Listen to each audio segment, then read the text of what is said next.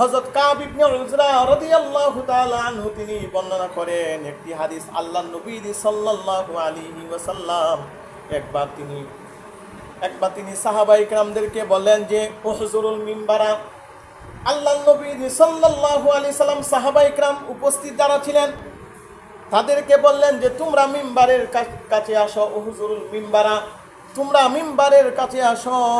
সাহাবী বললেন ফাহাজারনাল মিম্বারা, আমরা উপস্থিত যারা ছিলাম আমরা সবাই মিম্বারের কাছে চলে আসলাম। আল্লাহ পাকের দরবারে লাখো কোটি শুকরিয়া যে আল্লাহ পাক আমাদেরকে রমজানের দ্বিতীয় সপ্তাহ, আজকে রমজান নবম রোজা, 9টি রোজা চলতেছে। আল্লাহ পাক আমাদেরকে আজানের পরপর মসজিদে আসার এবং বসার তৌফিক দিয়েছেন। এই জন্য আমরা সকলে উচ্চ কণ্ঠে শুকরিয়া আদায় করি আলহামদুলিল্লাহ। আল্লাহ পাক আমাদেরকে রমজানের রোজাগুলা ধারাবাহিকভাবে সুস্থতার সাথে রাখার তৌফিক দিতেছেন আলহামদুলিল্লাহ।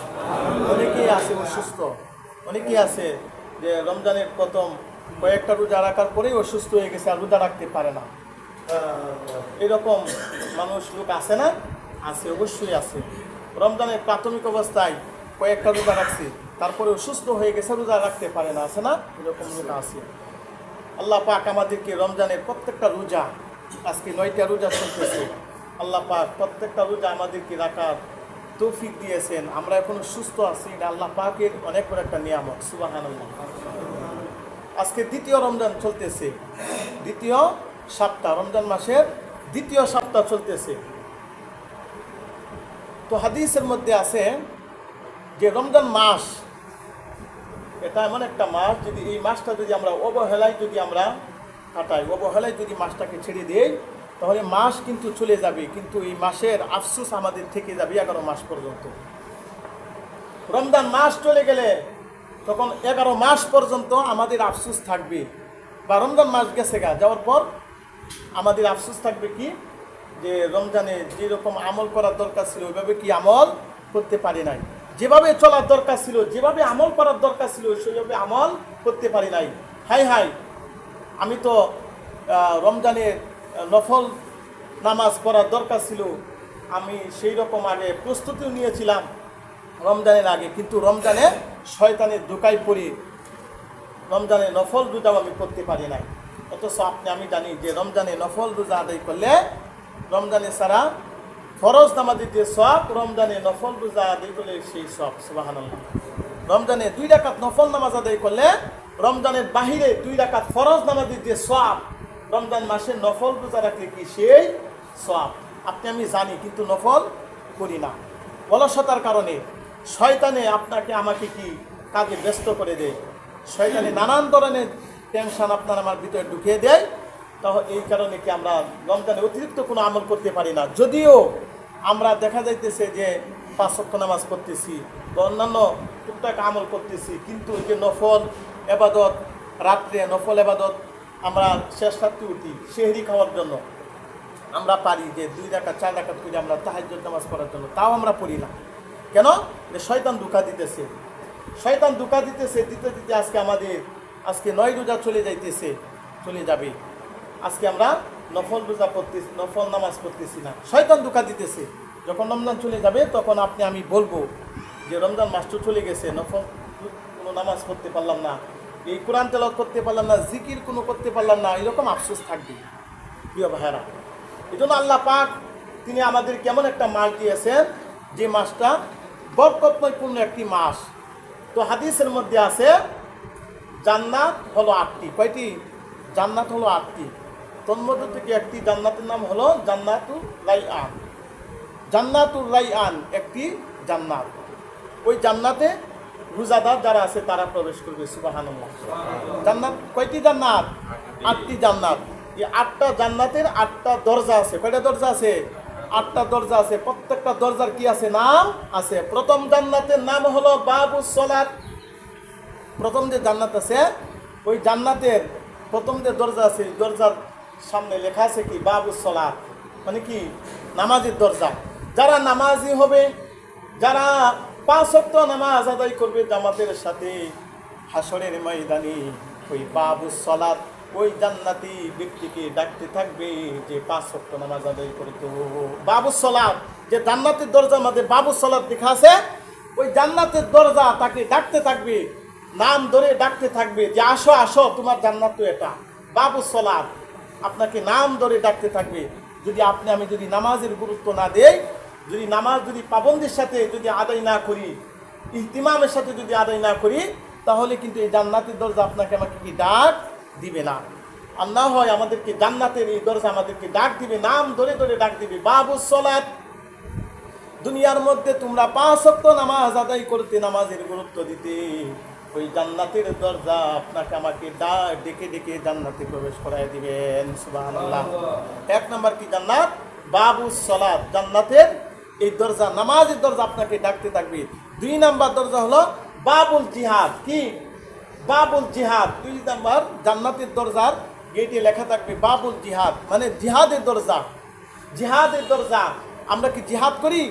যখন কোনো আমার নবীকে নিয়ে যখন ব্যঙ্গ করে, নবীকে নিয়ে যখন বাজে মন্তব্য করে, ওই রকম নাস্তিক, তখন আমি বসে থাকি। যারা মাঠে ময়দানে লাফিয়ে পড়তেছে, তার প্রতিবাদ করতেছে, এটা জিহাদ, যেন ইসলামের কোনো ক্ষতি যেন না আসে, সেই জন্য তাদের সাথে জিহাদ করে। আমি কি জিহাদ করতেছি? বাবুল জিহাদ, জান্নাতে একটি দরজা থাকবে বাবুল জিহাদ, জিহাদের দরজা। যদি আমি যদি এরকম আলাই কালিমাতুল্লাহ, ইসলামের যেন কোনো ক্ষতি না হয়, আমার নবীকে নিয়ে বাজে মন্তব্য করতেছে, যখন জিহাদে যাওয়ার দরকার, আমি জিহাদে যাইতেছি, তাহলে আমাকে সেই বাবুল জিহাদ, জান্নাতের দরজায় আমাকে ডাক দিতে থাকবে যে এই জিহাদকারী, তুমি তো দুনিয়াতে জিহাদ করেছিলা, ইসলামের জন্য জিহাদ করেছিলা, আসো তুমি এই দরজা দিয়া। সুবহানাল্লাহ। জান্নাতে আরেকটা দরজার নাম থাকবে বাবুল জিহাদ। 3য় দরজার নাম থাকবে বাবুস সাদাকাত। কি? বাবুস সাদাকাত। 3য় যে জান্নাত আছে, ওই জান্নাতের দরজার মধ্যে লেখা থাকবে বাবুস সাদাকাত, সাদাকাত দরজা। অর্থাৎ আপনি যে দান সদকা করেছিলেন, ওই দরজা দিয়ে আপনাকে ডাকা হবে যে তোমরা দুনিয়ার মধ্যে দান সদকা করেছিলাম, আল্লাহ তাআলা তোমাকে যে সম্পদ দিয়েছিল, ওই সম্পদ তুমি আল্লাহর রাস্তায় খরচ করেছিলাম, আজকে তোমাকে সেই জান্নাতের দরজা দিয়ে, সেই বাবুস সাদাকাত, সেই দরজা তোমাকে নাম ধরে ডাকতে থাকবে যে তুমি আল্লাহর রাস্তায় দান করেছিলা, আল্লাহর দেওয়া সম্পদ তুমি আল্লাহর রাস্তায় দান করেছিলা। বাবুস সাদাকাত 3 নাম্বার দরজা দিয়ে তোমাকে কি ডাক দেওয়া হবে। প্রিয় হাজিরিন, এই জন্য আমাদের চেষ্টা করতে হবে, যদি প্রত্যেকটা দরজা দিয়ে যদি আমরা জান্নাতে প্রবেশ করতে চাই, হাদিসের মধ্যে আছে যে যদি তুমি প্রত্যেকটা জান্নাতে যদি প্রবেশ করতে চাও, তাহলে যদি প্রত্যেকটা আমল যদি তুমি করো, তাহলে প্রত্যেকটা দরজা দিয়ে তোমাকে ডাকা হবে। সবাই চাইবে জান্নাতের, সব দরজায় চাইবে যে আমার জান্নাতে তুমি প্রবেশ করো, আমার জান্নাতে তুমি প্রবেশ করো। তখন আল্লাহ পাক আপনাকে একটা জান্নাত নির্ধারণ করে আপনাকে সেই জান্নাতে প্রবেশ করায় দিবেন। সুবহানাল্লাহ। এই জন্য প্রিয় হাজিরিন, আমরা চেষ্টা করব যে প্রত্যেকটা দরজা দিয়ে যেন হাশরের ময়দানে যেন আপনাকে আমাকে ডাক দেয়। 1 নাম্বার কি? বাবুস সালাত। 2 নাম্বার কি? বাবুল জিহাদ। 3 নাম্বার কি? বাবুস সাদাকাত। 4 নাম্বার হলো বাবুর রায়য়ান।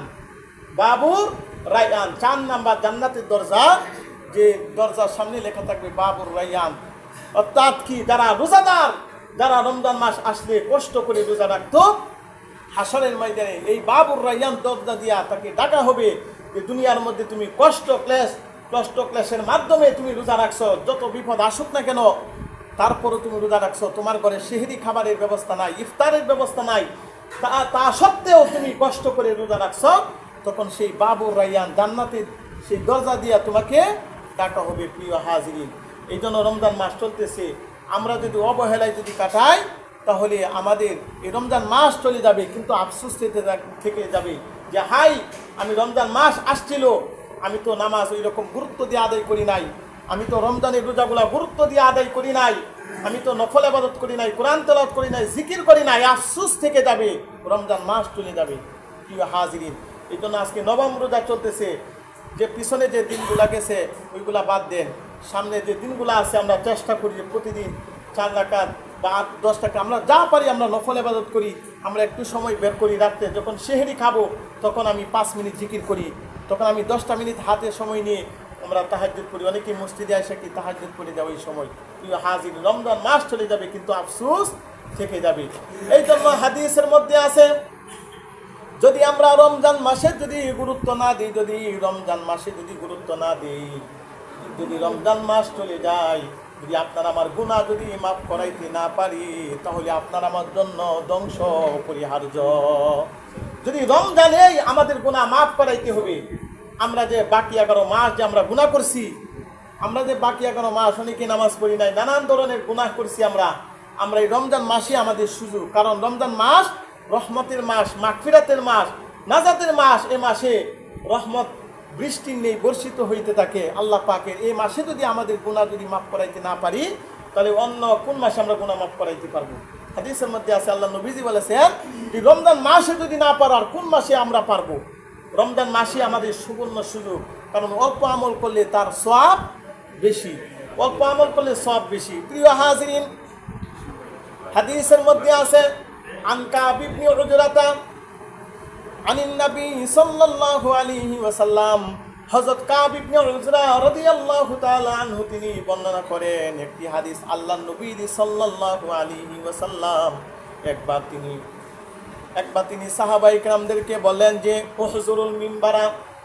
আল্লাহর নবী সাল্লাল্লাহু আলাইহি সাল্লাম সাহাবায়ে কেরাম উপস্থিত যারা ছিলেন তাদেরকে বললেন যে তোমরা মিম্বারের কাছে আসো, উহজুরুল মিম্বারা, তোমরা মিম্বারের কাছে আসো। সাহাবী বললেন ফাহাজারনাল মিম্বারা, আমরা উপস্থিত যারা ছিলাম আমরা সবাই মিম্বারের কাছে চলে আসলাম। সাহাবী বলেন যে আল্লাহর নবী একবার তিনি মসজিদে নববীতে বলেন যে তোমরা মিম্বারের কাছে আসো, তখন আমরা সবাই মিম্বারের কাছাকাছি বসলাম। নবীজি যখন ফালাম্মা ইতাকাদ দারাজাতাল উলা, নবীজি যখন মিম্বারের প্রথম সিঁড়িতে যখন পা রাখলেন, তখন নবীজি বললেন আমিন। নবীজি যখন প্রথম সিঁড়িতে যখন পা রাখলেন, তখন নবীজি বললেন কি? আমিন। সাহাবায়ে কেরাম শুনতেছিলেন। আল্লাহ নবীজি যখন দ্বিতীয় সিঁড়িতে পা রাখলেন, তখনও নবীজি বললেন আমিন।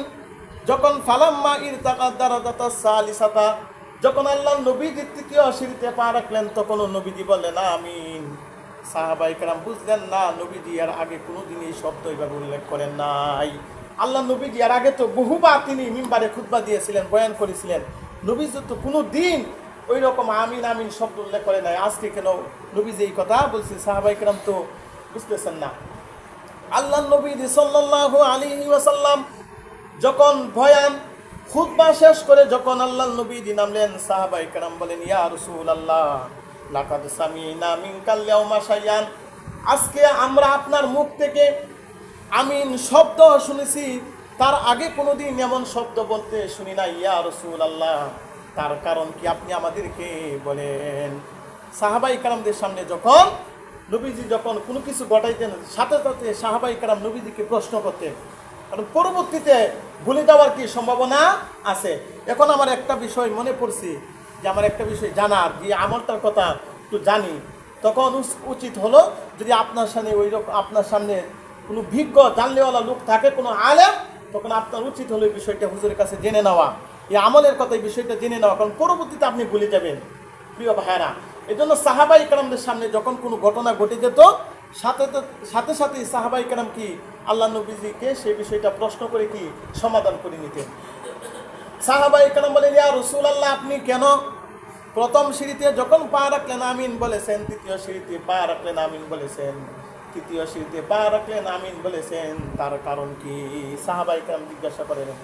আল্লাহ নবী সাল্লাল্লাহু আলাইহি ওয়াসাল্লাম বলেছেন, যখন আমি প্রথম সিঁড়িতে পা রাখি তখন আমি দেখি হঠাৎ করে আল্লাহ তাআলার পক্ষ থেকে হযরত জিবরাইল আমিন এসে উপস্থিত হয়ে যায়। সুবহানাল্লাহ। আল্লাহ নবীজি বলেন, যখন আমি প্রথম সিঁড়িতে পা রাখি তখন জিবরাইল আমিন আয়েশা হাজির। জিবরাইল আমিন আয়েশা হাজির। জিবরাইল আমিন বলতেছে ইয়া রাসূলুল্লাহ, যে ব্যক্তি রমজান মাস পাইল, এক নাম্বার মানে প্রথম সিঁড়িতে যে আমিন বলেছেন তার কারণ কি? এক নাম্বার কারণ হলো মান আদরাকাল রমাজানা, যে ব্যক্তি রমজান মাস পাইল কিন্তু তার গুনাহ মাফ করাইতে পারল না, ওই ব্যক্তি ধ্বংস হয়ে যাক। জিবরাইল আমিন আল্লাহ নবীর কাছে এই বার্তা দিয়া দিলেন, হুজুর, যে ব্যক্তি রমজান মাস পাইল কিন্তু নিজের গুনাহ মাফ করাইতে পারল না, ওই ব্যক্তি ধ্বংস হয়ে যাক। তখন আল্লাহ নবীজি বলেন আমিন। তখন আল্লাহ নবীজি কি বলেছেন? আমিন। যে ব্যক্তি রমজান মাস পাইল কিন্তু নিজের গুনাহ মাফ করাইতে পারলো না, ওই ব্যক্তি যেন ধ্বংস হয়ে যাক। হযরত জিবরাইল আমিন তিনি এই দোয়া করছেন আল্লাহ নবীজির সামনে, তখন আল্লাহ নবীজি বলেছেন আমিন। দ্বিতীয় আমিন তিনি কেন বলেছেন? যখন আল্লাহ নবীজি সাল্লাল্লাহু আলাইহি ওয়াসাল্লাম দ্বিতীয় সিঁড়িতে পা রাখলেন, তখন হযরত জিবরাইল আমিন বলতেছেন, ইয়া রাসূলুল্লাহ, যার সামনে, যে ব্যক্তির সামনে আপনার নাম উল্লেখ করা হবে, আপনার নাম উল্লেখ করার পর আপনার উপর দুরূদ শরীফ পাঠ করলো না, ওই ব্যক্তি ধ্বংস হয়ে যাক। এই জন্য আমি নবীজি বলেছি আমিন। নাউজুবিল্লাহ। যে আল্লাহ নবীজি সাল্লাল্লাহু আলাইহি সাল্লামের সামনে বলতেছেন, যে ব্যক্তির সামনে আপনার নাম মুহাম্মাদুর রাসূলুল্লাহ সাল্লাল্লাহু আলাইহি ওয়াসাল্লাম, যে আপনার নাম উল্লেখ করা হয় এবং আপনার উপর দুরূদ পাঠ করে না, তাহলে ওই ব্যক্তি ধ্বংস হয়ে যায়। ওই ব্যক্তি কি ধ্বংস হয়ে যাক। তখন নবীজি বলছেন কি আমিন। তার কারণগুলো সাহাবীদেরকে শুনাই দিতেছেন। তৃতীয় আমিন বলার কারণ কি? আল্লাহ নবী সাল্লাল্লাহু আলাইহি সাল্লাম বলেছেন, যখন জিবরাইল আমিন আমাকে তৃতীয় কারণটি আমাকে উল্লেখ করেছেন, যে ব্যক্তির পিতা মাতা উভয়ে বৃদ্ধ অবস্থায় বাড়িতে আছে, অথবা একজন সন্তান যদি পিতা মাতার খেদমত না করে, পিতা মাতার খেদমত না করে জান্নাত যদি হাসিল করতে না পারে, ওই সন্তানের উপরও ধ্বংস হোক। নাউজুবিল্লাহ। তৃতীয় কারণ হলো যে যার পিতা মাতা আছে জীবিত, বৃদ্ধ, কিন্তু সন্তান কি পিতা মাতার সেবা যত্ন করলো না, কদর করলো না, তাহলে ওই সন্তানও কি ধ্বংস হয়ে যাক। এই জন্য নবীজি বলেছেন কি আমিন। সাহাবায়ে কেরাম বলেন, ইয়া রাসূলুল্লাহ, তাহলে এগুলা থেকে বাঁচার উপায় কি? তখন আল্লাহ নবী সাল্লাল্লাহু আলাইহি ওয়াসাল্লাম বলেছেন, এক নাম্বার হলো রমজান মাস আসলে গুরুত্ব সহকারে ইবাদত করতে হবে। 11.5 মাস যে গুনাহ করেছি, যেন আল্লাহ পাক যেন গুনাহ মাফ করে দেন। ওই সুবাদে রমজানে আমার রোজা রাখতে হবে, নামাজ পড়তে হবে, আল্লাহর হুকুম মানতে হবে, আর আল্লাহর কাছে দোয়া করতে হবে, আল্লাহ আমি যে গুনাহ করেছি, আল্লাহ তুমি আমার গুনাহ মাফ করে দাও। যদি আল্লাহর কাছে যদি রমজানে যদি দোয়া ইস্তিগফার যদি করতে থাকি, হাদিসের মধ্যে আছে আল্লাহ পাক বান্দার রমজান শেষ হওয়ার আগে সমস্ত গুনাহ মাফ করে দেন। সুবহানাল্লাহ। কিন্তু বলার আমাদের কমতি দেওয়া যাবে না, বলতে হবে। একদিন বললাম, 3 দিন বললাম না, আমাদের বলতে হবে, প্রতিদিন বলতে হবে যে আল্লাহ আমাদেরকে মাফ করো, আমাদের উপর রহমত নাজিল করো, আমার গুনাহ মাফ করো, এই গুনাহ করেছি, ওই গুনাহ করেছি, আল্লাহ মাফ করো। বলতে হবে। যদি না বলি তাহলে কিন্তু কি আপনার আমার সেই সমাধান আসবে না। বলতে হবে আল্লাহর কাছে। আল্লাহ নবীজি বলেছেন যে আল্লাহর কাছে ওইভাবে চাইতে হবে, আল্লাহ এই গুনাহ করেছি, ওই গুনাহ করেছি, আল্লাহ আমাকে মাফ করে দাও, মাফ করে দাও। সাহাবায়ে কেরামদেরকে বলেছেন, যদি রমজান মাসটা এইভাবে যদি আল্লাহর কাছে চাইতে থাকো, তাহলে আল্লাহ তোমাদেরকে মাফ করে দিবেন। সুবহানাল্লাহ। তো হাদিসের মধ্যে আছে বান্দার জন্য 4টা জিনিস রমজানে খুবই গুরুত্ব সহকারে পালন করতে হবে। যে 4টার মধ্যে 2টা হলো আল্লাহ তাআলার জন্য, আর 2টা হলো নিজের জন্য। এমন 4টা জিনিস আছে, যে 4টা জিনিস আপনার আমার জন্য পালন করা উচিত। রমজান মাসে আমাদের গুরুত্ব দেওয়া এমন 4টা জিনিস আছে। 2টা হলো আল্লাহ তাআলার সন্তুষ্টির জন্য, আপনার আমার কি আল্লাহ তাআলার সন্তুষ্টির জন্য সেই কাজ করতে হবে, আর 2টা নিজের জন্যই কি কাজ করতে হবে। যে 2টা আল্লাহ সন্তুষ্টির জন্য কাজ করতে হবে, ওই 2টার একটি হলো কি বেশি বেশি কালিমা লা ইলাহা ইল্লাল্লাহ পাঠ করতে হবে। সময়ে সময়ে লা ইলাহা ইল্লাল্লাহ জিকির কালিমা পাঠ করতে হবে আল্লাহর সন্তুষ্টির জন্য। লা ইলাহা ইল্লাল্লাহ, আল্লাহ তুমি ছাড়া কোনো মাবুদ নাই, এভাবে জিকির করতে হবে, বেশি বেশি কালিমা পড়তে হবে। আর 2 নম্বর হলো ইস্তিগফার, বেশি বেশি তওবা করতে হবে। কারণ কোরআনুল কারীমের অনেক জায়গায় আল্লাহ পাক তওবার আয়াত নাজিল করেছেন যে বান্দা তুমি গুনাহ করবা, গুনাহ করবা, গুনাহ করার পর আমি আল্লাহর কাছে তওবা করো। কারণ তওবা ছাড়া আল্লাহ তাআলা বান্দার কোনো গুনাহ মাফ করবেন না। তওবা লাগবে। আমি যে গুনাহ করছি তার জন্য কি লাগবে? তওবা লাগবে। যদি তওবা না করি তাহলে গুনাহ কিন্তু মাফ হবে না। যদি মনে মনে যে আল্লাহ যে মাফ করে দিব না, তওবা করতে হবে। খাঁটি দিলে তওবা করতে হবে যে আল্লাহ এই গুনাহ জীবনে করব না। যদি ওই নিয়ত নিয়ে যদি তওবা করি না যে আবার এই গুনাহ করব, তাহলে কিন্তু গুনাহ মাফ হবে না। মানে খাঁটি দিলে এই গুনাহ আর করবো না, এইভাবে আল্লাহর কাছে তওবা করতে হবে। তওবার মতো যদি করি তাহলে আল্লাহ পাক আমাদের তওবা করতে দেরি হবে, আল্লাহ তাআলা মাফ করতে দেরি হবেন না। সুবহানাল্লাহ। এই জন্য তওবা করতে হবে, বেশি বেশি ইস্তিগফার। আর 2টা কাজ নিজের জন্য। একটা হলো যে আল্লাহ তাআলার কাছে জান্নাত চাওয়া। আমি যে আমল করতেছি তার বিনিময়ে আল্লাহ পাক যেন আমাকে জান্নাত দেন হাসরের ময়দানে। 1 নাম্বার হলো আল্লাহ তাআলার কাছে জান্নাত চাওয়া। এটা নিজের জন্য। এটা কি নিজের জন্য যে আল্লাহ তাআলার কাছে জান্নাত চাইতে হবে। 2 নম্বর হলো জাহান্নাম থেকে মুক্তির দোয়া, যে আমি যে আমল করতেছি মৃত্যুর পর আল্লাহ পাক যেন আমাকে জাহান্নাম থেকে মুক্তি দান করেন। 2 নম্বর হলো জাহান্নাম থেকে মুক্তির দোয়া করতে হবে, এটাও নিজের জন্য। এটা কার জন্য? নিজের জন্য। এই জন্য জান্নাতে যাওয়ার আশায় আল্লাহ তাআলার কাছে কি ওই রকম দোয়া করে, আল্লাহ তুমি আমাকে আমলের বিনিময়ে জান্নাত দাও। এবং আরেকটা হলো জাহান্নাম থেকে মুক্তি চাওয়া। প্রিয় ভাইয়ারা, এই জন্য এভাবে আমাদের রমজান মাসটা কি কাটাইতে হবে। যদি এভাবে যদি রমজান মাস না কাটাই, রমজান মাস চলে যাবে কিন্তু আফসোস থেকে যাবে, হাই রমজান মাস আসছিল, নামাজ পড়ি নাই, রোজা রাখি নাই, কোরআন তেলাওয়াত করি নাই, নফল ইবাদত করি নাই, আরও কত কিছু, ওই রকম আফসোস থেকে যাবে। প্রিয় হাজিরিন, এই জন্য আমাদের সুবর্ণ সুযোগ, যে বছর রমজান মাস পেয়েছি আগামী বছর রমজান মাস পাই কিনা কোনো গ্যারান্টি নাই। কারণ মালাকুল মউত আমাদের কোন সময় যে চলে আসে একমাত্র আল্লাহ ছাড়া কেউ জানে না। কুরআনুল কারীমে আল্লাহ পাক বলেন, মা তাসবিকু মিন উম্মাতিন আজালাহা ওয়া মা ইস্তাখিরুন, মৃত্যু যে কোন সময় আসবে এক আল্লাহ ছাড়া আর কেউ জানে না। 1 মিনিট আগেও আসবে না, 1 সেকেন্ড আগেও আসবে না, পরেও আসবে না, নির্ধারিত সময়ে মালাকুল মউত এসে হাজির হয়ে যাবে। এই জন্য আমরা এই রমজান মাসটা পেয়েছি, আগামী বছর পাই কিনা আমাদের জানা নাই। এই জন্য এই মাসে আমাদের সুযোগ, জীবনে কত গুনাহ করেছি, তওবা করি, ইস্তেগফার করি, আল্লাহ পাক মাফ করে দিবেন। এই যে জান্নাত জাহান্নাম আল্লাহ পাক যে সৃষ্টি করেছেন, জান্নাত বানাইছেন আমাদেরকে দেওয়ার জন্যই, জাহান্নাম বানাইছেন আমাদেরকে জাহান্নাম দ্বারা পূর্ণ করবেন, আমাদেরকে জান্নাতে দিবেন যদি আমরা আল্লাহর মানে 5 ওয়াক্ত নামাজ আদায় করি। এই যে রমজানে যদি রোজা রাখি এবং আমরা যদি সামর্থ্যবান হই, তাহলে আমরা কি দান সদকা করব আমরা, এবং আমরা হজ করব। আর যারা সামর্থ্যবান না তারা দান সদকা করবে না, তারা হজও করবে না, বাস বছরে একবার রোজা আর 5 ওয়াক্ত নামাজ আল্লাহর হুকুম মতো নিজের জীবন চালাইলে আল্লাহ পাক তিনি আমাদেরকে জান্নাত দিবে। আর যদি আমরা এভাবে যদি জীবন পরিচালনা না করি, তাহলে আল্লাহ পাক তিনি আমাদেরকে জাহান্নাম দিবেন। আল্লাহ পাক উভয়টাই সৃষ্টি করেছেন, জান্নাত জাহান্নাম, ভালো করলে জান্নাত আর খারাপ কাজ করলে কি জাহান্নাম। প্রিয় ভাইয়ারা, এই জন্য জাহান্নাম থেকে যেন আমরা মুক্তি পেয়ে যাই, সেই জন্য আল্লাহ তাআলার কাছে কি করতে হবে? দোয়া করতে হবে। এই জন্য 1 নাম্বার কি, যে রমজান মাসটা পেয়েছি আমরা, এই রমজান মাসটা এমনভাবে কাটাবো যেন আল্লাহ পাক রমজান মাসে আমাদেরকে মাফ করে দেন। এই জন্য রমজান মাসটাকে আমাদের কি দিতে হবে? গুরুত্ব দিতে হবে। 2 নাম্বার হলো আল্লাহ নবীজির নাম যখন আমি শুনবো, সাথে সাথে নবীজির উপর একবার দুরূদ শরীফ পাঠ করব।